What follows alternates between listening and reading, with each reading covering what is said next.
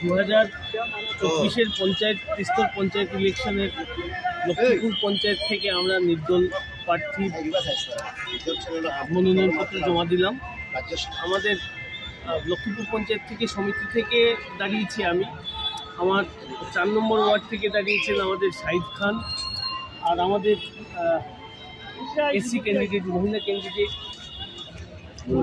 মন্দিরা মালাকার, এবং আরও 2 নম্বর থেকে আছেন আমাদের বাসিত আলী, আব্দুল বাসিত।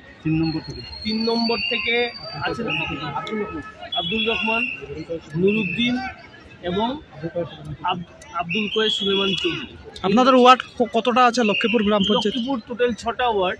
6টা, আমাদের 6টাই কি আপনারা নির্দল প্রার্থী দিয়েছেন? 6টার মধ্যে আমরা চেষ্টা এখন পর্যন্ত আমরা 5টাতে দিই। এর মধ্যে কি প্রাক্তন উপপ্রধান এবং পঞ্চায়েত সদস্যরাও আছে? প্রাক্তন, এর মধ্যে আমাদের মধ্যে প্রাক্তন উপপ্রধান আছে নির্দল প্রার্থী। আগে এটা কোন দলের পঞ্চায়েত ছিল? আগে সেটা বিজেপি পার্টির পঞ্চায়েত ছিল।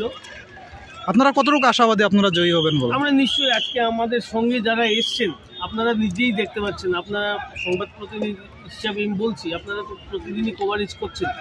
তো আমি আশা করব আজকে আমাদের সাপোর্টার হিসেবে যারা এসছেন মোটামুটি সবাই আমাদের পক্ষে, এবং এটাই আমার আশা যে আমরা নির্দল থেকে পঞ্চায়েত করব। আপনারা কি বার্তা দিতে চাইবেন আপনাদের গ্রামবাসীর উদ্দেশ্যে?